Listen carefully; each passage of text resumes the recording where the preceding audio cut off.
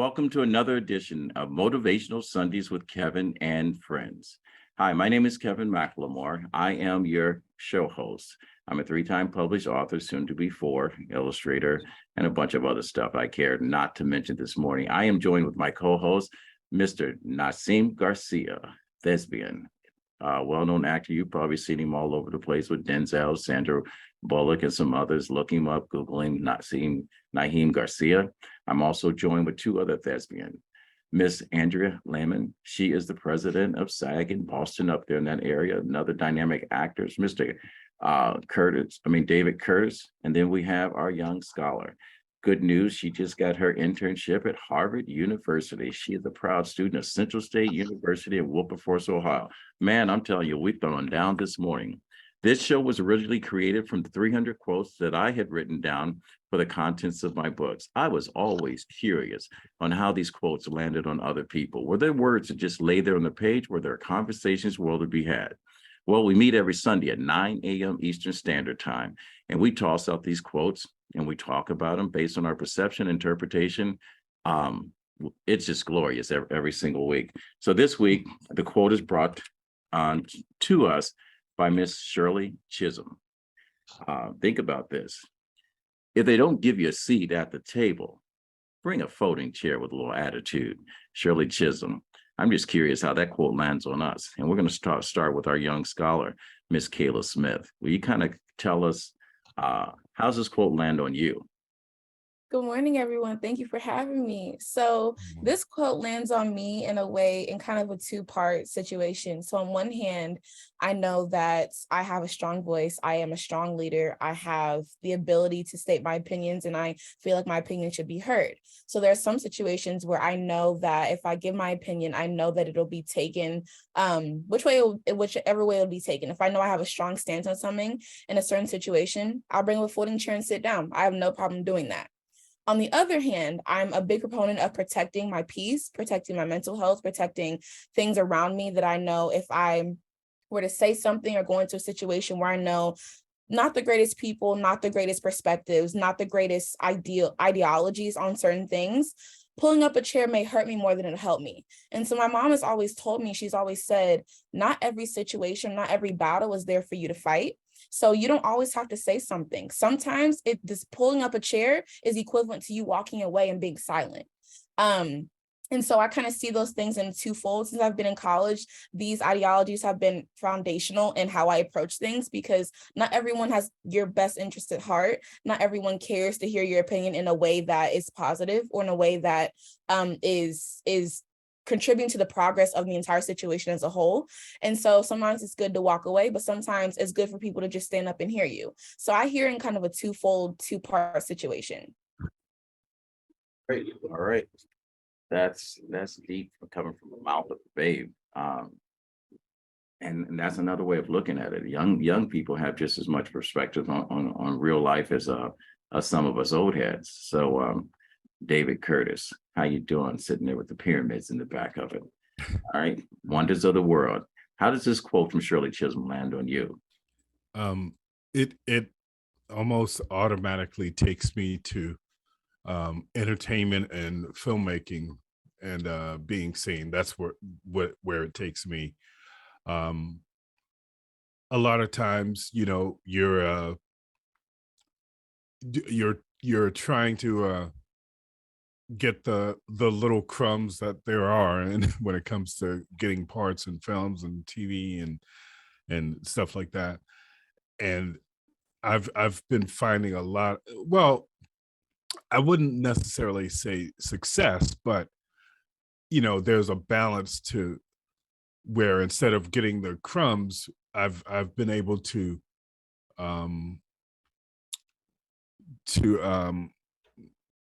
regroup with my colleagues, and we're starting to make our own projects, whether it's short films or full-length narratives. We've just been making our own, and even when it comes to the group that I'm a part of, Secret Society of Black Creatives, we're starting to gain ground and make make connections with with the industry in particular, and it's starting to really explode, to be honest. And that's what it means to me when we bring a folding chair. We're starting to make our own projects. We're starting to make our own connections as a group, and and I really see the light at the end of the tunnel, that people are going to be coming to us when it comes to projects and when it comes to connections, as opposed to us trying to go to them. Oh, I'm glad you brought up the secret society, because it's no longer a secret. We're probably going to ask you guys to expound on that coming towards the end of the show. So hopefully our listeners will hang in there to learn a little bit more about the film world. This quote, I mean, it's dancing around in my head. So I'm just curious, Naheem Garcia, if they don't give you a seat at the table, come with an attitude, bring a folding chair. How's that land on you? I added the part.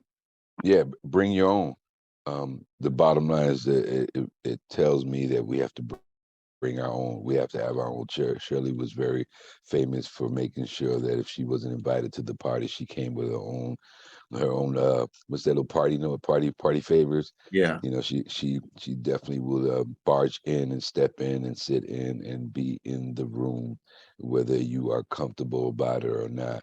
And I think making people uncomfortable is not so much to be an inconvenience, but uncomfortable in the sense that, your presence is like Kayla said, sometimes bringing the folding chair and being present without having to say much is like walking away.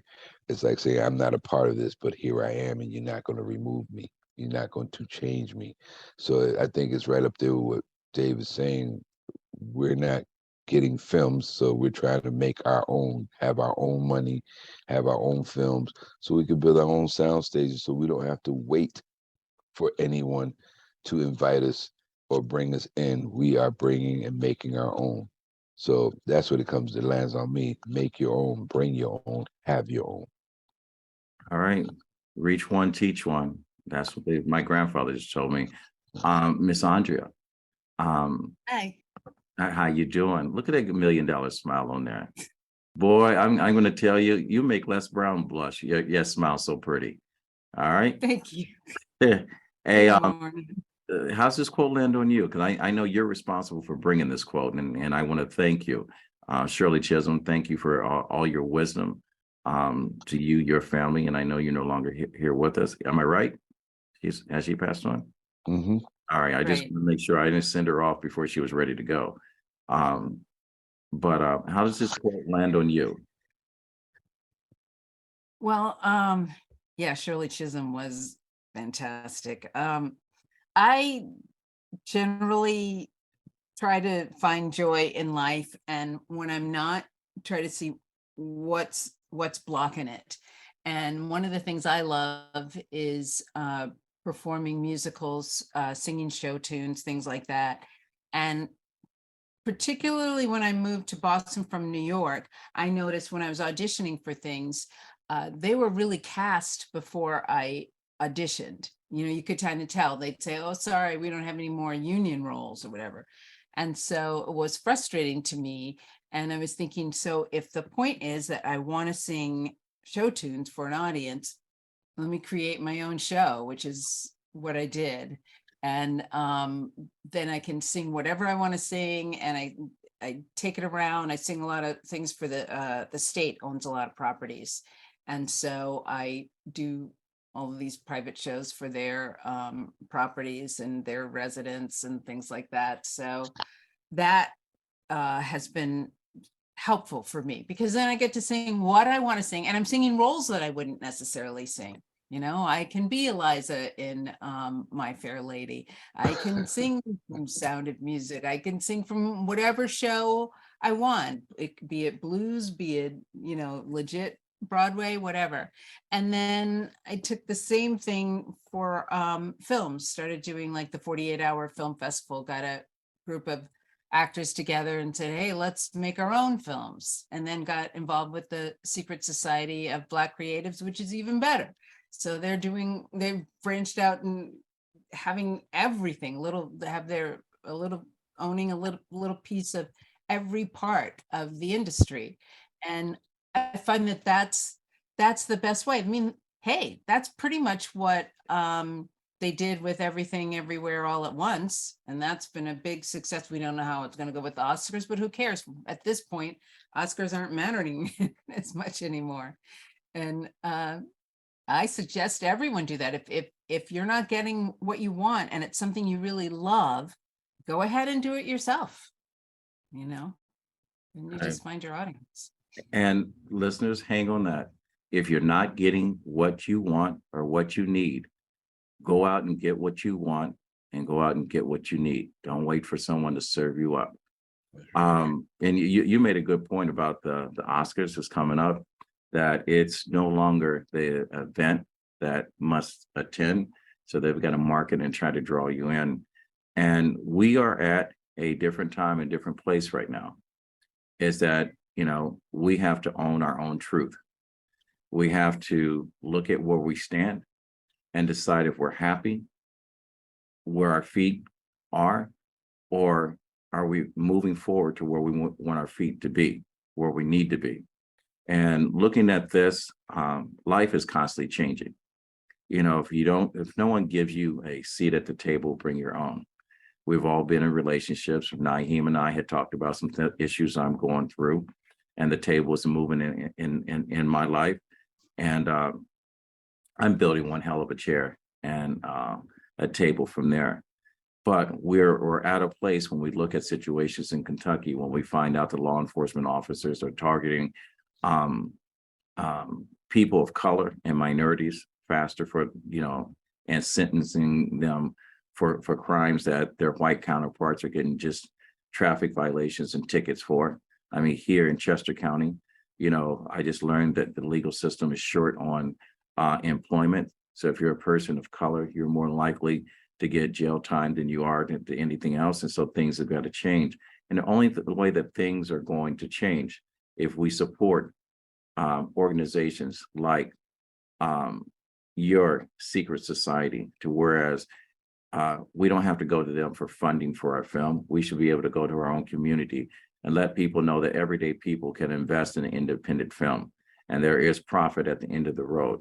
We have to let them know that we don't need a Fox News in order to report their version of the truth, that we can create our own network through social media and whatever, that we can report our stories based on the facts and the truth.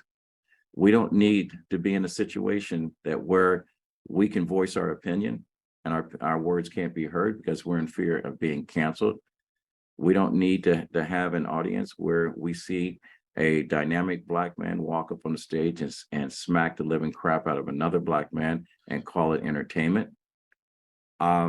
We are at a place. The folding chair needs to be at our table. And when I say our table, we look at the fact that we have a young scholar attending a historically Black college, and she just got accepted as an internship in Harvard University.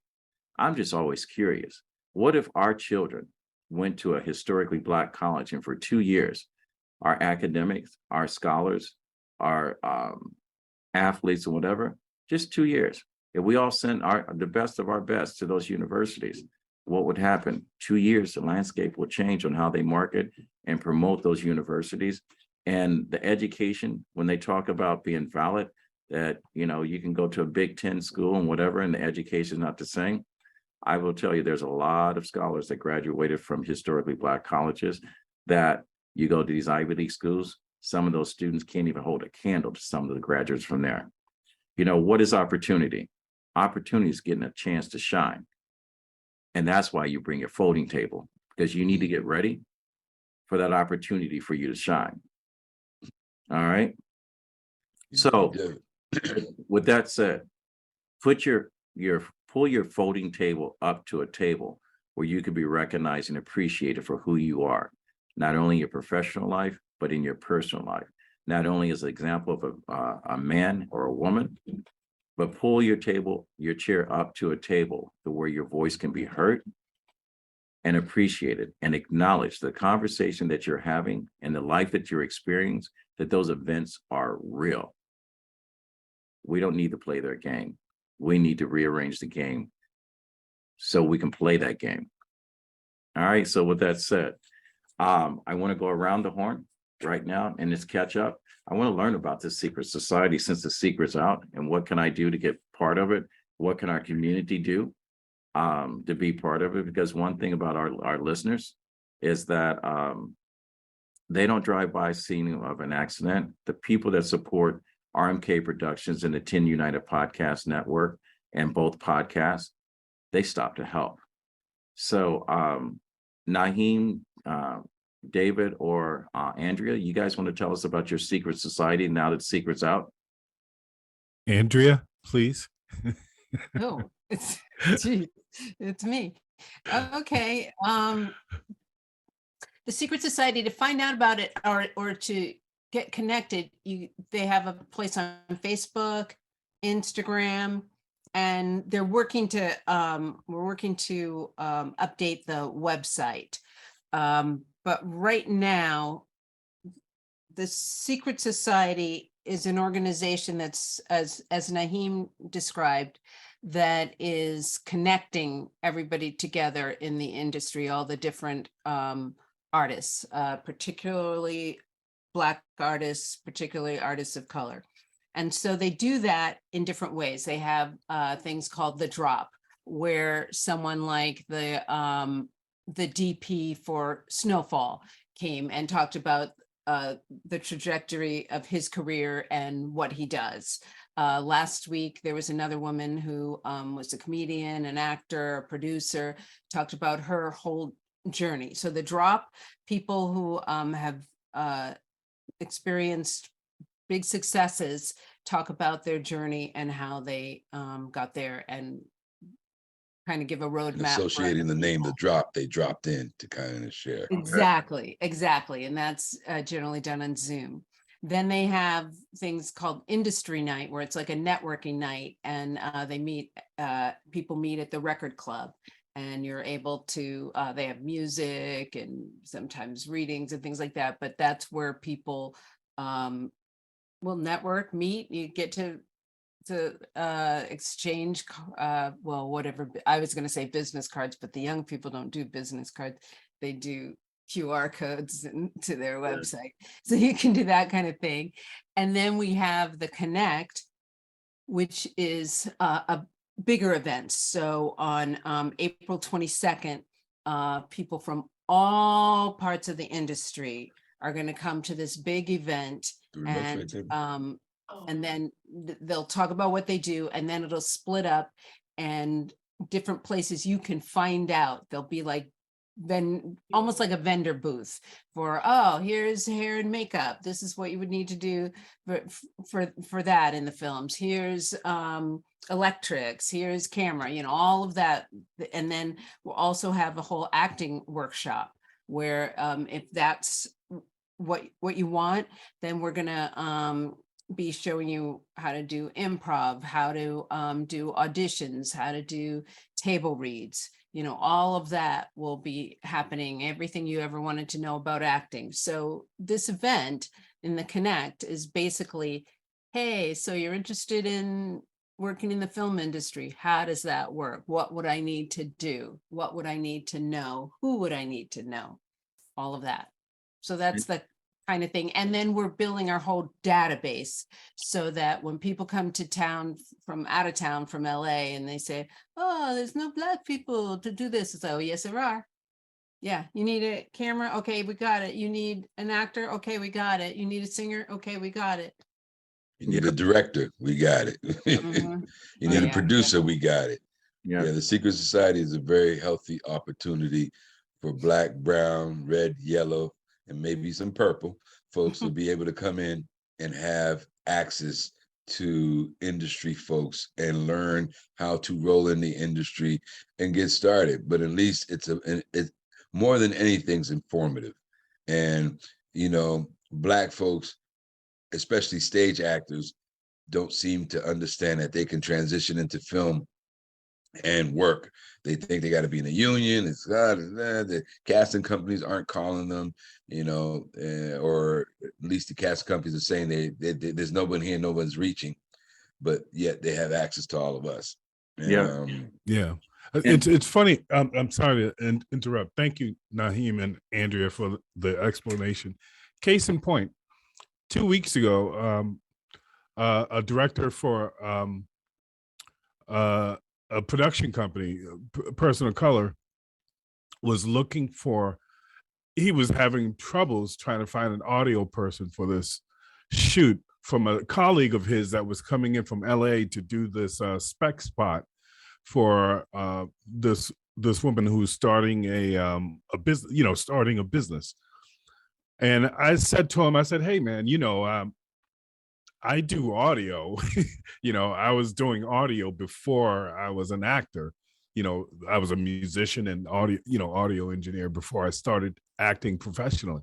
He's like, oh, okay, well, I'm gonna give the guy your number. So, one thing led to another, got the number, got the place, and I gave my quote and they accepted the quote. So I did the audio gig. That was through Secret Society, through my connection from Secret Society. So that's just we're just scratching the surface as far as work. The next step that we want to be able to do is the database. The database is really important. Next is going to be the database for industry professionals, not just actors, but directors and producers and line producers and wardrobe and hair and production buyers and all of that stuff when it comes to the industry that people of color normally don't get hired for. That's another step. Another step would be, to have a brick and mortar where we could probably do some production. That's another step. So all of this stuff is we're just building infrastructure. That's what we're doing. And I want to thank you guys for letting us in on the Secret Society. I hope our listeners understand, the key thing to the entertainment world is to be able to tell a story where you can escape from your world. Most of Hollywood's productions are formula pieces. And the reason why they're formula is because one movie did extremely well and they make another one just like it because they think that, like the Pied Piper, if you blow a certain tune, everyone will come. And we've gotten frustrated as viewers in the quality and the content of the movies. But some of the most amazing movies that's been told over time has been created by independents, people on, low budgets. And to our everyday person, you can get involved. As small as $100 can add to, feeding an actor on that as part of their budget or whatever. So Google or look up, the Secret Society, reach out to us and say, how can I do my part? How can I be part of history? And how can I pull my folding chair up to the table of individuals' dreams like this? But I'm going to forego this old conversation and segue to Kayla, because going to Central State University, going to historically Black college, how does one get an internship at Harvard University and Caltech? She ain't coming either. She ain't coming to Boston. We waiting for her. She said, no, I'm gonna go over here. I said, all right. No. You still got family out over here in the Northeast. See, that's the thing that they don't really tell you about education in college as a whole. Like you have to understand that getting out of your comfort zone is the only way that you get to things that you wouldn't have thought that you would get.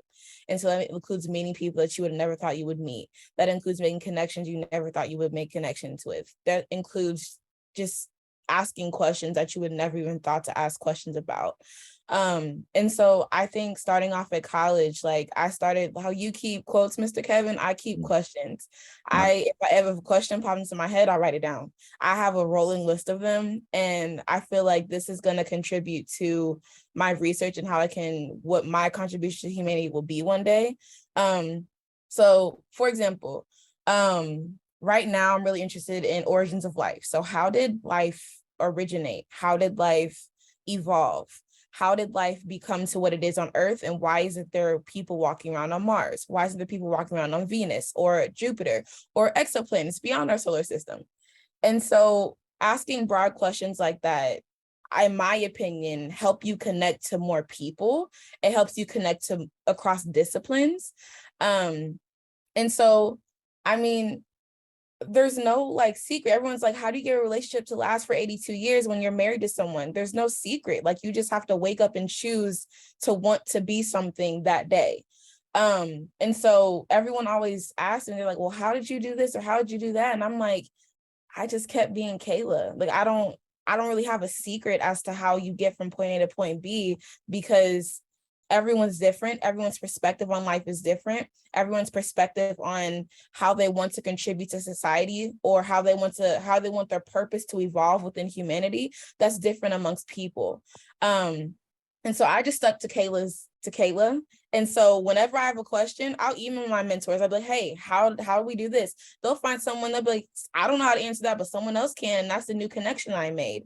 I think that understanding that everything is connected, even though I'm not in the film industry, I'm not big on acting. I get nervous. I get freaked out by it. I'm not really big on, I do public speaking. I do a lot of public speaking things, and that's going to help me for just life in general. I feel like everyone, no matter what field you come from, public speaking is important. But I feel like even between the film industry and where I want to go into astrobiology, planetary science, those are interconnected. I won't go into all the details of how I know that, but there's like films about planets. Like there's a whole thing that they're just connected. And so I think once you understand that, I feel like your mind and your horizons will broaden, because you'll be able to find things, internships, opportunities that are aligned with specific niche things that you're interested in.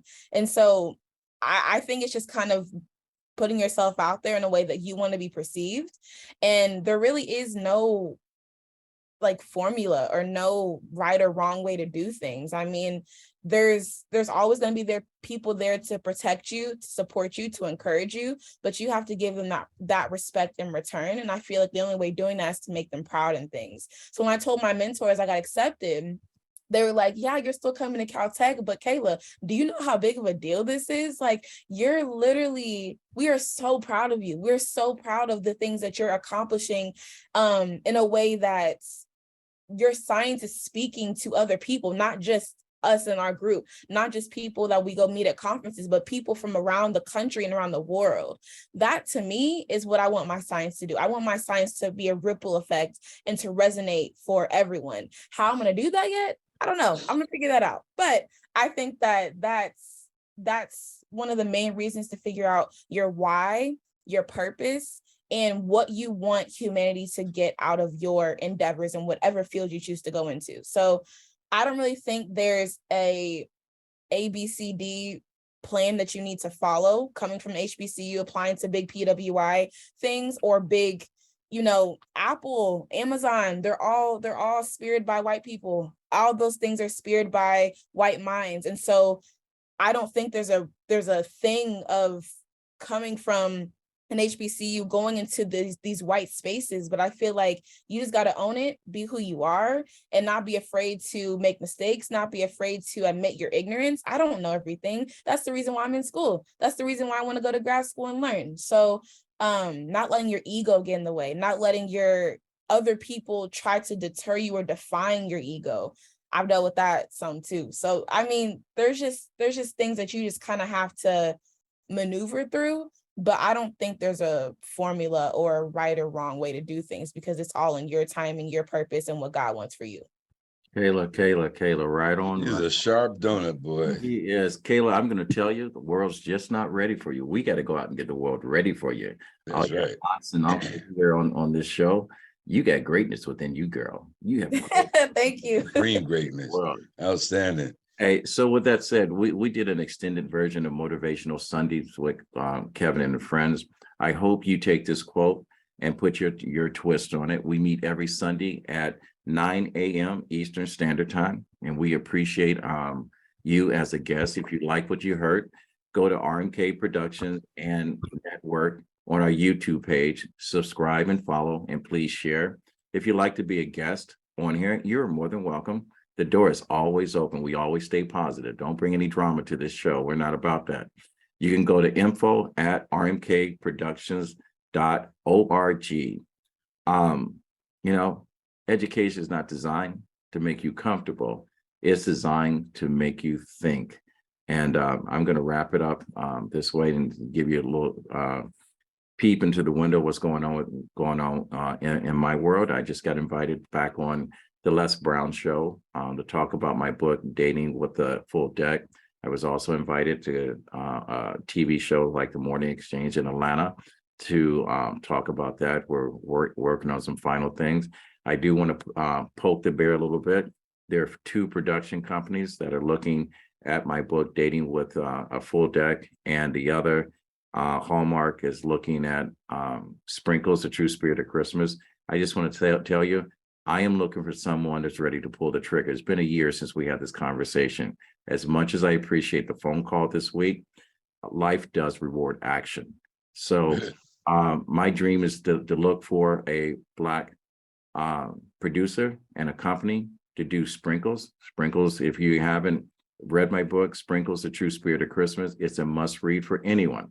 No matter what color you are, what religion you are, it has nothing to do with religion. So I apologize at that. So with that said, we are going to wrap up until next time. Thank you for sitting in with us on Motivational Sundays with Kevin and friends. As my grandfather always said, when you get to a point that you can help someone else, it is your duty to do so. He said, reach one, teach one. And with that said, we'll fade to black. Thank you, everyone. Thank you.